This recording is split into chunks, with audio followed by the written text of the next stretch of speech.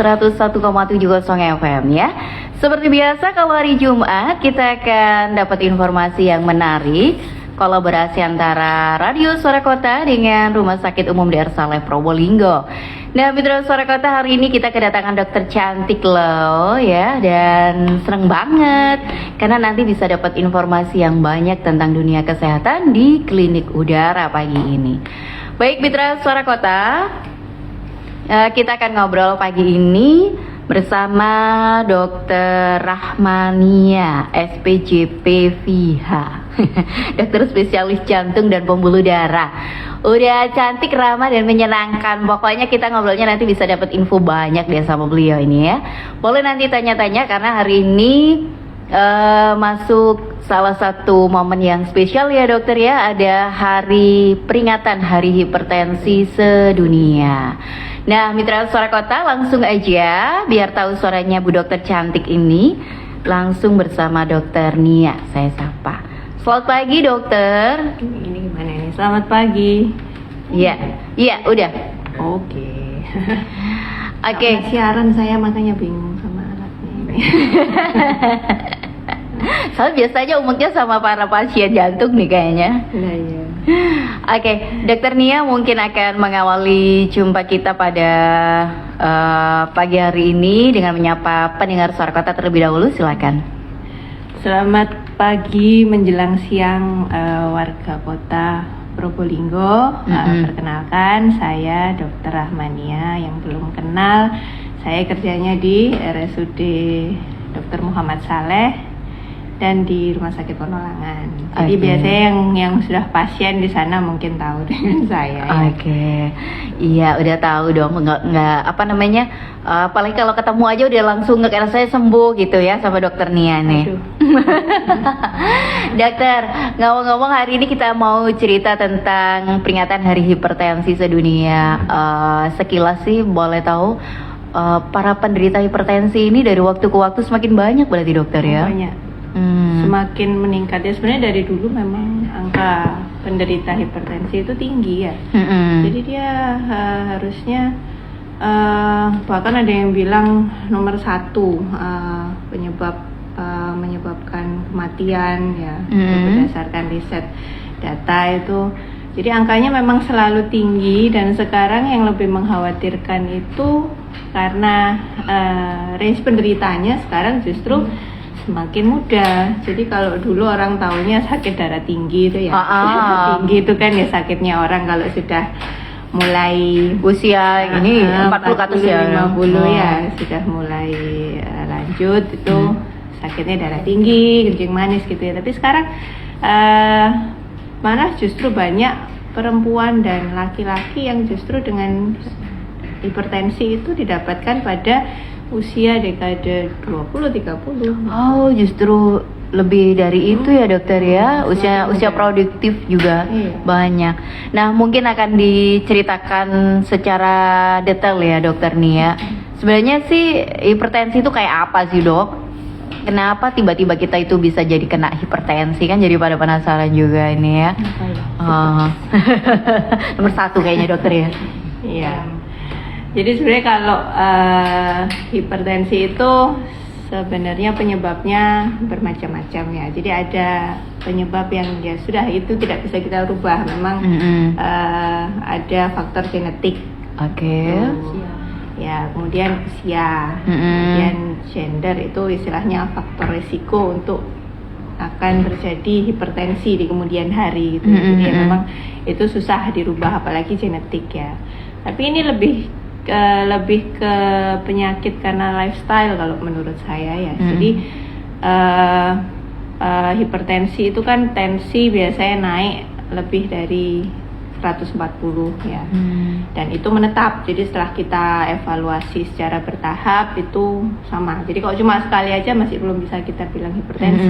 Tapi ketika sudah berapa kali pengukuran itu tensi masih di atas 140 yaitu yang kita sebut hipertensi. Penyebab lain apa ya maunya? Penyebab lain itu bisa ini dari faktor yang bisa dirubah, mungkin gaya hidup, itu ya perokok, terus suka makan makanan yang mengandung natrium tinggi kayak garam. Gitu. Jadi nggak ada kerjaan, garam dicemili gitu ya Bung ya. Iya, soalnya kan budaya ini warga di sini tuh biasanya suka kalau asin makan, ya? Iya, asin gurih seperti itu. Terus untuk ikannya kebanyakan juga ikan-ikan laut. Sebenarnya kayak asin sendiri tidak hanya terdapat dari garam sih, karena makanan olahan kayak saus, terus kecap itu sendiri kan sudah ada asin ya? Iya, gitu.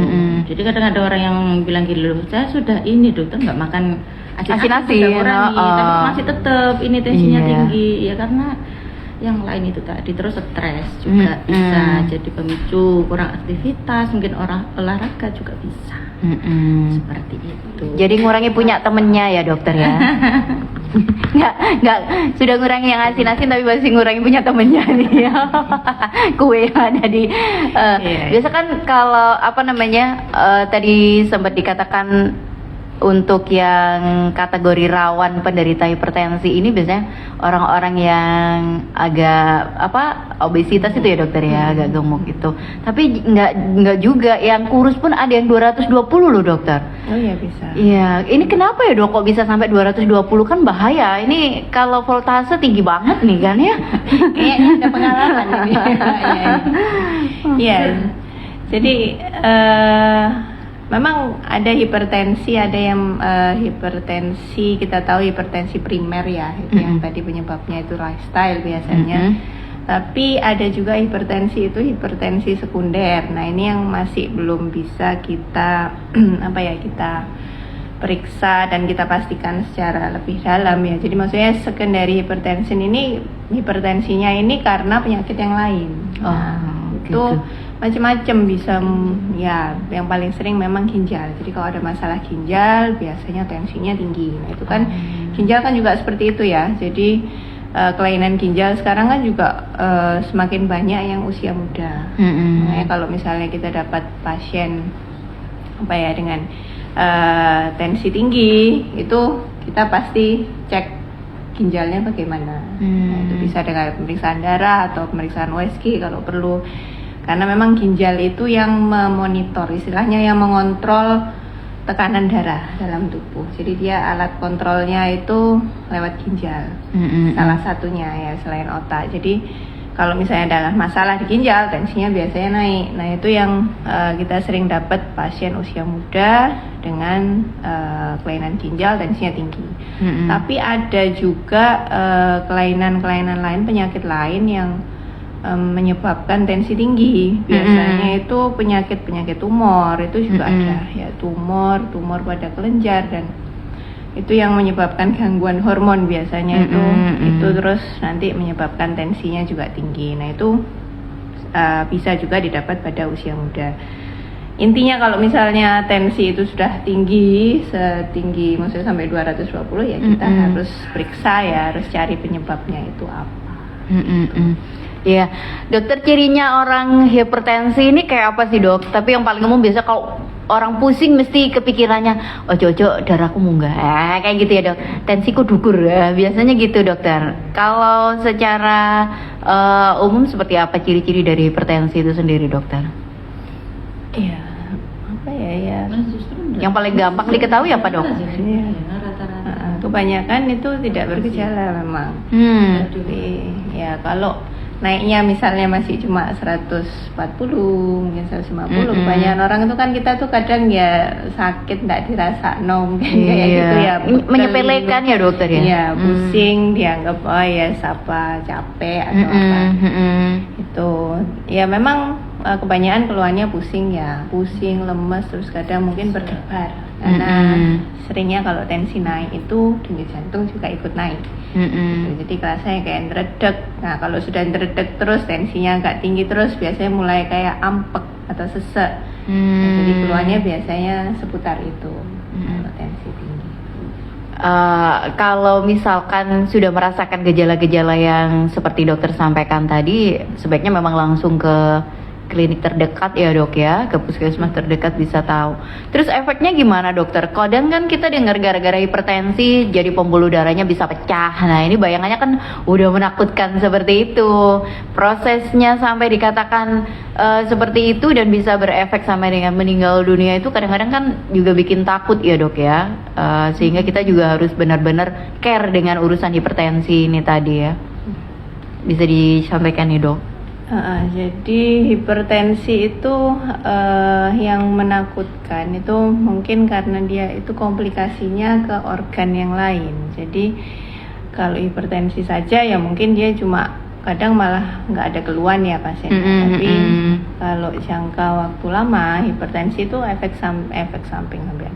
Komplikasi itu kan bisa ke jantung, bisa ke otak, bisa menyebabkan stroke kalau tinggi sekali itu ya pecah pembuluh darah itu ya. Stroke itu macam-macam. Jadi stroke itu ada yang buntu, ada yang sampai pecah pembuluh darahnya ya. Kalau tensi terlalu tinggi ya bahayanya itu. Kemudian bisa juga menyebabkan kelainan ginjal pada jangka waktu lama. Terus dokter, jadi sebenarnya hipertensi ini bisa sembuh apa enggak sih dok? Ini kan orang mesti gitu ya dok ya. Namanya juga dibilang kamu sakit ini misalnya, ini bisa sembuh nggak ya dok? Terus harus seperti apa? Kadang-kadang kan agak tambeng kalau kelihatan ada rawon gitu kan enak banget gitu ya dok. Ini jangan-jangan nanti tensinya aku naik, tapi takut, tapi enak gitu. Tapi nggak minum obat. Oke. Susah ya kalau dibilang ya sebenarnya bukan apa ya, kita harus optimis tapi saya tuh selalu bilang ke pasien ini beda dengan penyakit seperti kalau kita flu atau apa ya jadi minum obat tapi segitu sembuh. Kalau hipertensi kita biasanya akan mendapatkan obat dalam jangka waktu yang lama.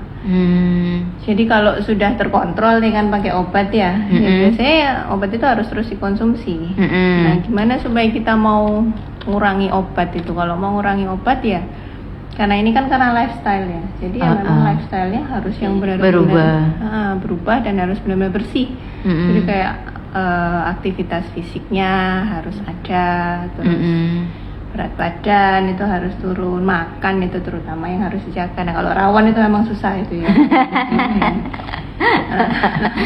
Artinya harus minum obat secara rutin berarti ya dokter? Harus obat itu harus rutin. Terus gini dokter, ini kan kita kan lagi cerita yang di lapangan tuh biasanya selain minum obat dari dokter kadang-kadang kan suka konsumsi herbal, jadi sampai kadang-kadang drop gitu justru dokter dari tensi yang normal maksudnya gitu. Kadang-kadang karena kan nggak bisa dikontrol ya pada saat tertentu setelah minum itu akhirnya jadi pingsan malah kena stroke. Nah ini kan malah bahaya. Ada saran yang seperti apa dokter berkaitan dengan hipertensi ini? Apa pasti orang yang hipertensi kena stroke? Nah ini juga jadi satu pertanyaan.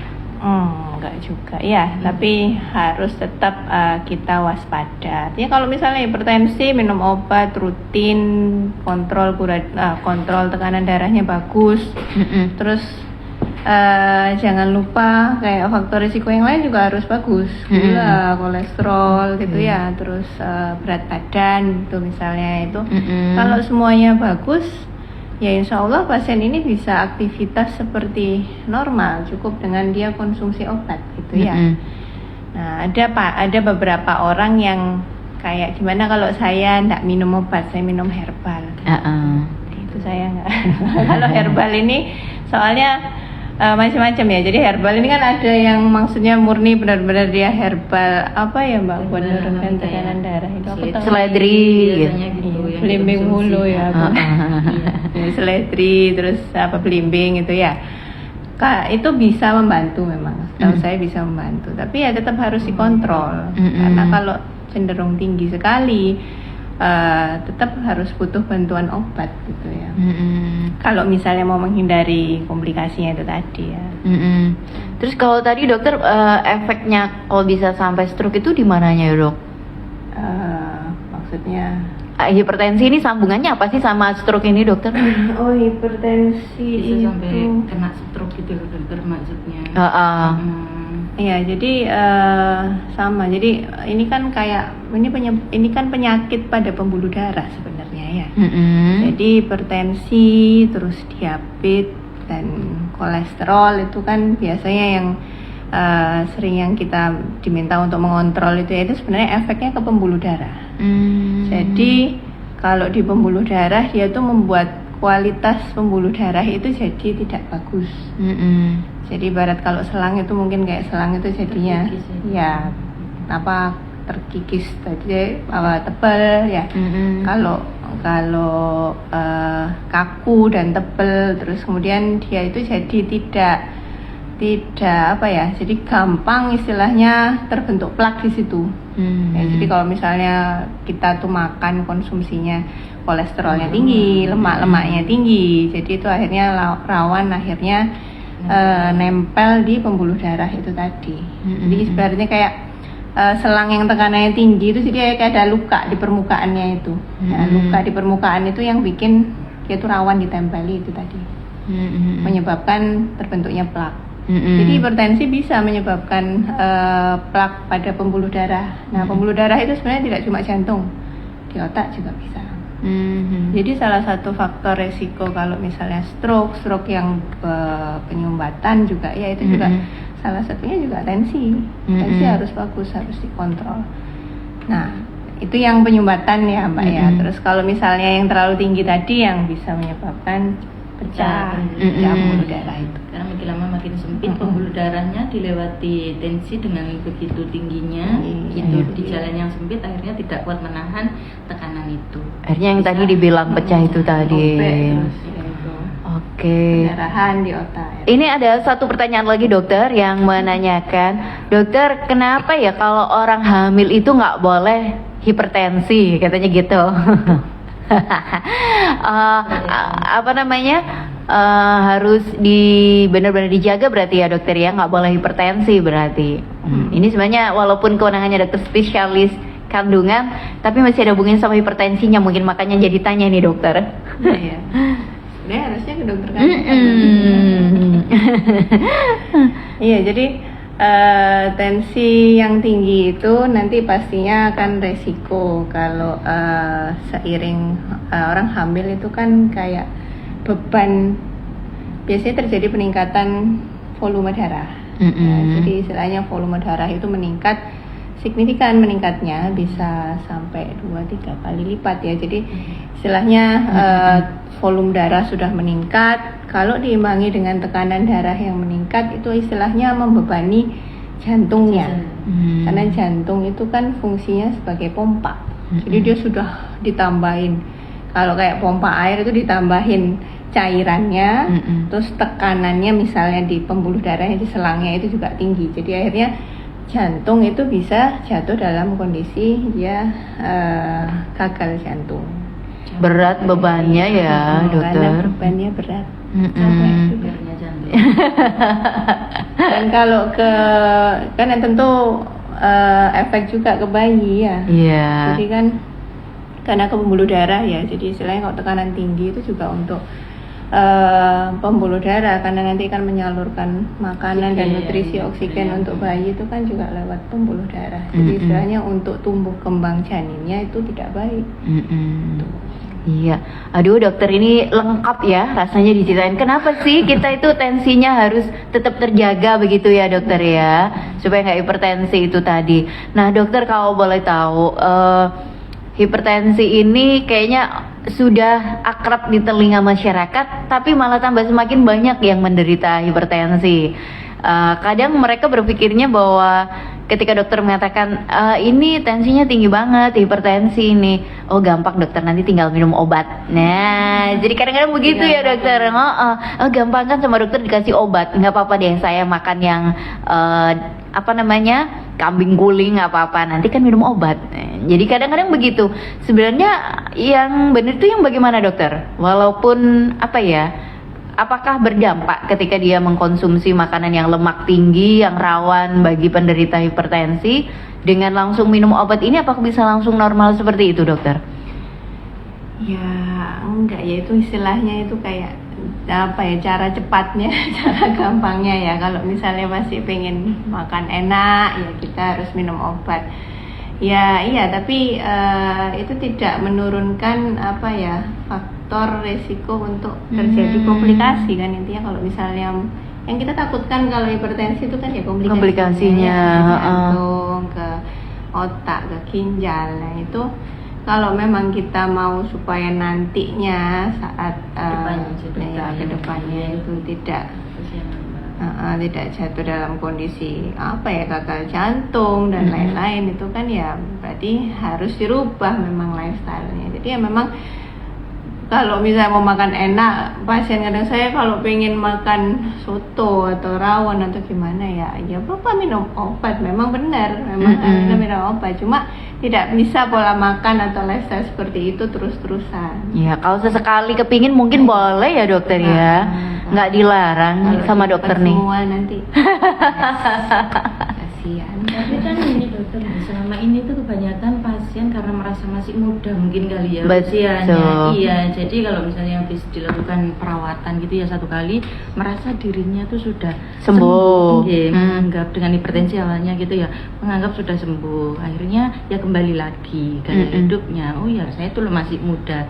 Cuman kan ya harusnya nggak di situ saja gitu loh. Kenapa tadi Bu Dokter minta minum obatnya itu harus teratur, paling tidak jangka waktu yang panjang, karena makin lama kita tuh usia kan makin nambah. Itu sedangkan untuk kualitas pembuluh darah itu kan juga ya itu tadi semakin tidak elastis, nggak lentur lagi, gitu loh, semakin kaku gitu ya. Makanya kan ada ini ada istilahnya vascular age itu ya. Jadi usia vaskuler itu tidak menggambarkan usia. Betul. Jadi kadang usianya masih muda 30 tahun, tapi kalau bisa kita ukur vaskular. Iya. Ini mirip dengan yang ditanyakan ya dokter ya. Ini kan ada yang tanya nih, dokter, kalau tadi sempat disinggung terpapar asap rokok atau merokok, terus kemudian gaya hidup yang begadang tiap malam, apakah ini benar juga jadi pemicu dokter ke arah dari hipertensi terus ke jantung juga? Iya. Jadi ya mungkin dokter bisa uraikan. Sel-sel dokter nggih. Mungkin regenerasi sel-sel tubuh kita. Bisa. Jadi kalau misalnya kita tidur cukup, tidur itu kan memang waktunya kita istirahat ya dokter. Regenerasi sel itu. Jadi kalau misalnya di skip berkali-kali ya itu lama kelamaan pasti berdampak. Kualitas tidurnya juga tidak bagus, karena kita kan bisa tidur dalam itu kan memang ada waktunya ya. Jadi kalau misalnya sudah di skip, ya waktu itu istilahnya jamnya sudah kelewatan. Itu mungkin ya cuma tidurnya tidak dalam, kurang berkualitas, dalam arti dia regenerasi sel dan lain-lainnya itu tidak terjadi, terlewati ya dokter. Sayang nih.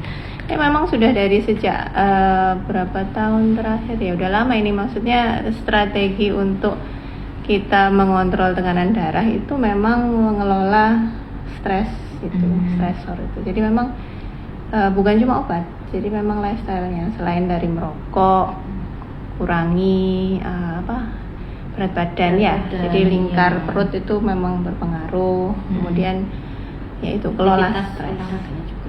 Nggak boleh stres ya dok ya? Nggak boleh stres. Iya. Gampang diomongin tapi susah. Iya, apalagi kalau kerjaan banyak ya dok. Kemudian dalam kondisi harus selesai target, aduh, siapa bilang nggak stres kali gitu. Oke, dokter, kalau tadi ngomong tentang peringatan Hari Hipertensi Sedunia nih, sebenarnya apa yang ingin ditekankan dari hipertensi sedunia ini dokter? Karena kan mungkin dari waktu ke waktu penderita hipertensi ini kan kata dokter semakin meningkat. Nah, ini yang paling sering ditekankan apa supaya ini tidak terus-menerus terjadi? Karena kita tahu juga lifestyle sekarang kan lebih suka nongkrong hingga tengah malam gitu ya dokter ya. Ngopi, aduh ngopi it's enak. Jadi kopi hitamnya. Iya. Boleh ngopi nggak? Iya, dokter mungkin bisa sampaikan dulu ini gambarnya seperti apa. Jadi mungkin dalam rangka Hari Hipertensi ini mungkin saya cuma sharing dan mengingatkan saja untuk masyarakat sekitar ya. Jadi supaya kita lebih menjaga tubuh lah istilahnya. Dan itu tidak harus usia tua atau istilah dekade 40-50 baru mikir, enggak. Sebenarnya itu dimulai dari usia muda.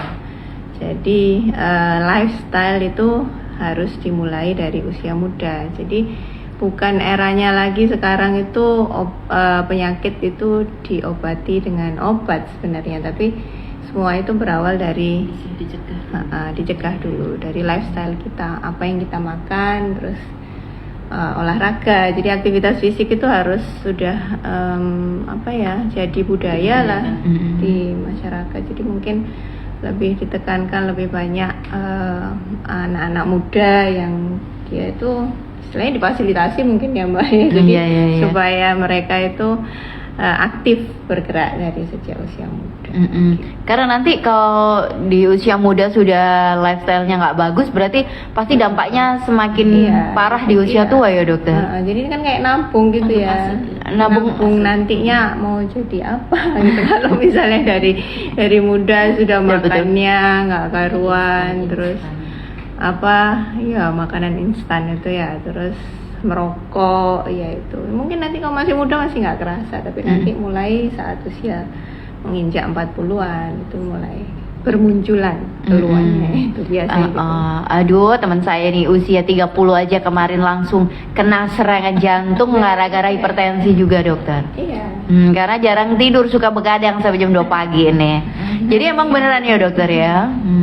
Benar.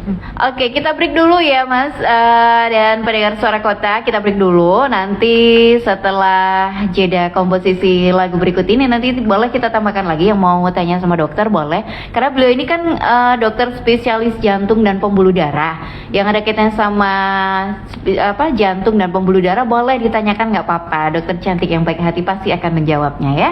Kita break dulu setelah jeda lagu berikut ini.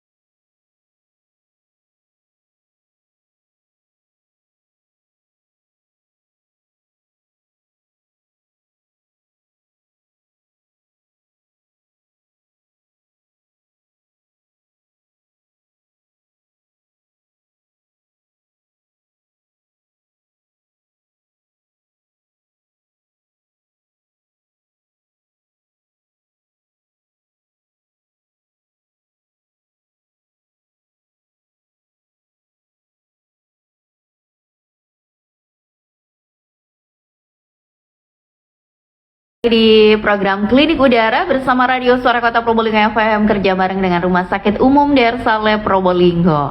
Nah, Mitra Suara Kota masih barengan Dr. Rahmania, spesialis jantung dan pembuluh darah, atau akrab kita panggil Dr. Nia aja ya. Nah, ini ada salah satu pertanyaan yang disampaikan lewat IG dokter, namanya Denny_4852. Ini tanya, izin bertanya Dokter Rahmania, berapa sih batasan mengkonsumsi kopi supaya terhindar dari hipertensi? Ya, ini ada juga yang berikutnya di Radio Suara Kota juga sama, yang tanya kaitannya sama kopi juga nih dok. Saya tuh kayaknya nggak bisa minum air putih dokter, paling sedikit, lebih banyak minum kopinya. Kayaknya tanpa kopi rasanya nggak afdol gitu. Kopi itu juga air loh. Saya juga penggila kopi gitu. Jadi kadang membelai loh, kopi itu kan juga mengandung air. Jadi minum air gitu. Tapi ini dokter, kadang-kadang ada yang lebih suka kopi, tapi ada yang kopi pahit, ada yang kopi pakai gulanya agak banyak gitu ya. Beda-beda. Iya, nah itu pengaruhnya. Jadi kita memang untuk menakar berapa sih batasan aman, tergantung kopi yang kamu minum itu sebenarnya kopi yang seperti apa gitu.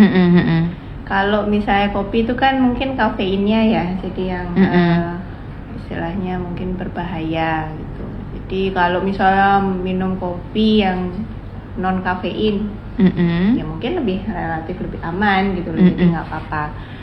Ada yang saya minum kopi hitam. Kalau kopi hitam tanpa gula, terus misalnya americano itu jadi kan jadi encer ya, jadi itu saya kira nggak apa-apa, maksudnya minum setiap hari.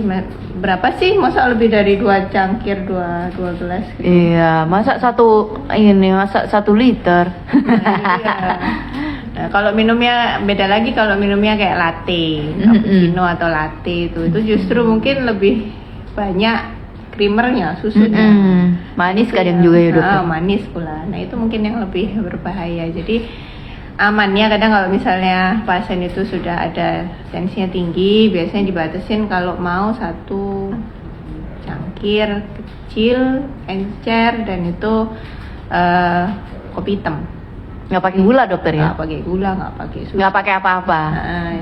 Murni ya dokter. Iya. Tapi kadang ada yang nggak suka kalau nggak pakai gula ya dok ya. Padahal yang betul itu nggak pakai gula. Sebenarnya nggak pakai gula. Maksimal berapa cangkir dokter? Cangkir kecil ya, bukan cangkir kayak mau gede itu. Kan ada yang ukurannya buat apa namanya sogem. Bukan itu, tapi cangkir kecil ya dokter ya. Jadi ini kalau penelitian ya, saya bilang itu kalau meneliti ternyata kalau minum kopi, dia tuh kopi hitam ya kayak 2-3 cangkir itu masih nggak apa-apa gitu. Oke. Beda lagi, makanya kalau minumnya latte itu ya sudahlah, istilahnya dibatasin aja. Kadang-kadang kan kalau habis minum kopi beneran nggak bisa tidur nih dok. Biasanya kalau yang sensi sekali, itu apalagi kalau kopi hitam tanpa gula ya dok, itu beneran deh bikin kita kerja itu jadi tambah semangat dokter. Ngetiknya jadi tambah lama. Ini kalau misalnya malam itu akhirnya kan jadi berubah juga ya siklus tidur kita nih dok. Jadi yang bener ini minum kopi ini jam berapa sih dok? Apa tergantung situasi?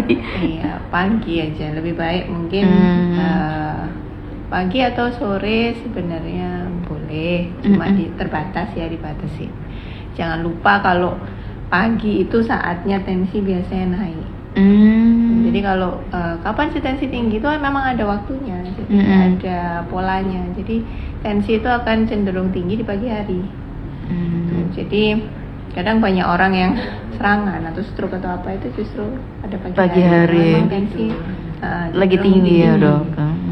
Kalau punya tensi tinggi, jangan sampai tensinya itu tinggi di pagi hari. Jadi minum obat. Oke.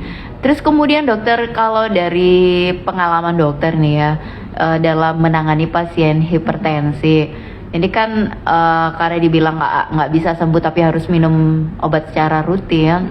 Nah ini kendalanya di mana sih dok? Biasanya kadang nggak turun-turun gitu, kadang walaupun minum obat. Oh iya, ya itu ibaratnya kalau misalnya kepatuhannya sudah bagus ya, jadi minum terus tapi tensinya nggak turun-turun gitu ya. Ya, satu kalau dari sisi obatnya berarti mungkin obat itu kan individual. Jadi satu orang dengan orang yang lain obatnya nggak bisa sama. Kadang dia cocok, kadang nggak cocok. Jadi mungkin kalau sudah dikombinasi, sudah coba diganti, tensi masih tinggi, ya kembali kita harus lihat faktor-faktor yang lain. Psikologisnya bisa jadi dokter nggak stresnya gitu. gimana sudah dikelola Dengan pekerjaannya, tidurnya bagus atau tidak, makannya. Jadi harus ketika konsultasi dengan dokter pun juga harus jujur disampaikan ini ya dok ya, pengaruh dari keluarga terdekatnya juga penting ini ya dok.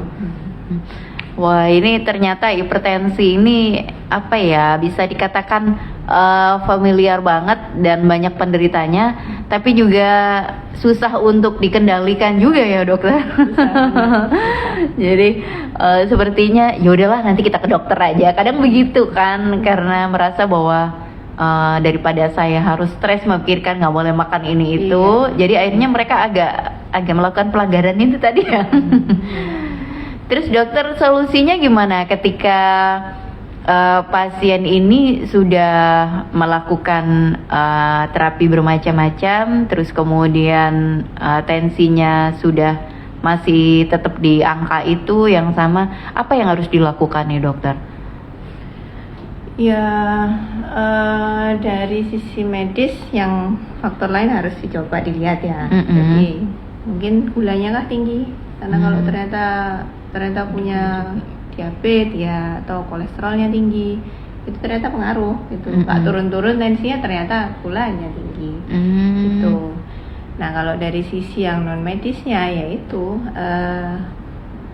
lifestyle-nya. Jadi nggak ada terapi khusus gitu ya dok kalau untuk hipertensi ini? Kalau terapi khusus apa ya, Mbak, nggak ada ya. Jadi terapi kalau untuk ini nggak ada sih, mungkin ya kontrol itu aja sih, kontrol rutin sama ya merubah ini olahraga, gaya hidupnya olahraga. Nggak harus yang berat, harus ke gym gitu ya, enggak.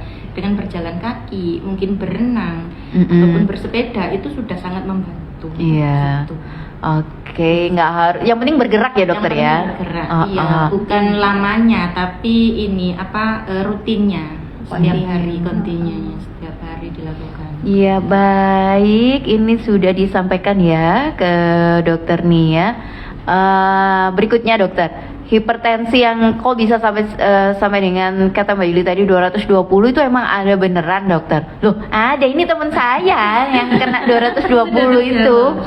Ada ya dokter ya? Ada. Sampai berapa sih dok yang paling tinggi nih? Saya pernah ketemu 250 ya kalau pakai. Ya ampun. Gitu. Mungkin mentok sama itu ya udah nggak cukup, alat ukurnya udah nggak bisa itu. Mungkin karena faktor lain ya dok bisa sampai setinggi itu. Ya bisa. Ya itu kalau ya biasanya ginjal ya, ada masalah ginjal ya. Kalau di ruangan itu biasanya yang itu ada penyakit penyertanya kayak gagal ginjal sudah itu biasanya di atas 220. Jadi di lembar observasinya tuh nulisnya sudah di atasnya. Sudah nggak ada. Ya, mentok gitu.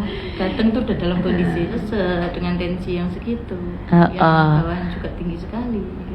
Oke, beneran ada. Jadi kalau 140 udah banyak ya dokter ya. Kalau 140 banyak. Biasanya yang tinggi itu kan memang kena organnya. Jadi organ yang meregulasi tekanan darahnya itu kan dia terganggu. Jadi ya.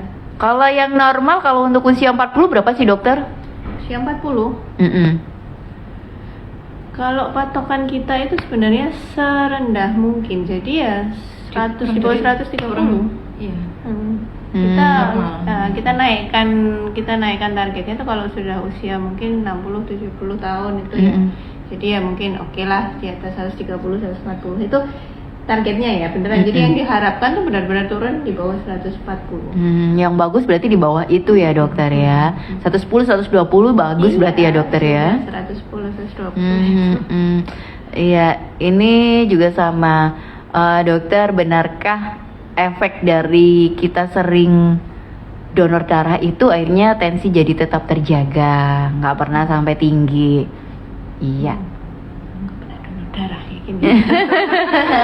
Iya, tapi donor darah itu memang baik ya efeknya. Jadi nggak murni karena saya donor darah jadi nggak darah tinggi, sebenarnya nggak itu juga. Cuma rutin, kalau rutin ya, jadi donor darah itu Darah baru itu nggak sih dok ya? mungkin ya. Jadi kalau rutin donor darah dilakukan itu efeknya bagus. Maksudnya bukan artinya dia mencegah hipertensi, itu juga enggak ya. Jadi kalau misalnya faktor-faktor lain tidak dikendalikan ya tetap dia bisa hipertensi ya. Tapi dalam secara umum kalau melakukan donor darah secara rutin bagus. Kan dia juga di screening, itu berarti kan dia sehat kalau bisa donor darah. Enggak dokter, karena kalau tensinya tinggi pasti nggak boleh donor darah ya dokter ya. Iya, tinggal 5 menit ke depan ini dari pembahasan kita yang lumayan panjang dan banyak memberikan informasi kepada masyarakat supaya kita bisa care dengan diri sendiri agar tensi kita tetap terjaga. Dan ada pesan khusus mungkin yang dokter sampaikan, terutama juga di peringatan Hari Hipertensi Sedunia ini. Silakan nih dokter. Jadi kalau menurut saya, mengingat sekarang penderita hipertensi itu tidak cuma orang usia tua ya, jadi sudah mulai dari generasi yang muda. Jadi sekarang pentingnya itu pencegahan daripada mengobati. Dan pencegahan itu lebih mudah dilakukan kalau memang sudah istilahnya kebiasaan, habitnya itu sudah dibiasakan dari sejak kecil gitu. Jadi kalau misalnya disuruh makan, misalnya jangan makan kemasan atau apa, itu kalau misalnya sudah dibiasakan dari sejak kecil itu kan lebih baik daripada kalau misalnya sudah kejadian terus ternyata dia harus suruh tara atau apa. Itu pasien biasanya compliance-nya rendah. Jadi susah kalau disuruh nggak boleh makan ini, garam dibatasin 1 sendok teh ya, sendok kecil itu. Aduh lah, nggak ada rasanya dong, makan sambal aja sudah langsung serut. Jadi ya memang istilahnya mencegah lebih baik daripada mengobati. Jadi habit atau lifestyle-nya itu harus dibuat baik dari sejak dini gitu sih kalau menurut saya. Terima kasih banyak ya Dokter Nia kehadirannya di studio Suara Kota Probolinggo FM yang berbagi informasi, dan juga pendampingnya Bu Dokter cantik ini ada Mbak Umi.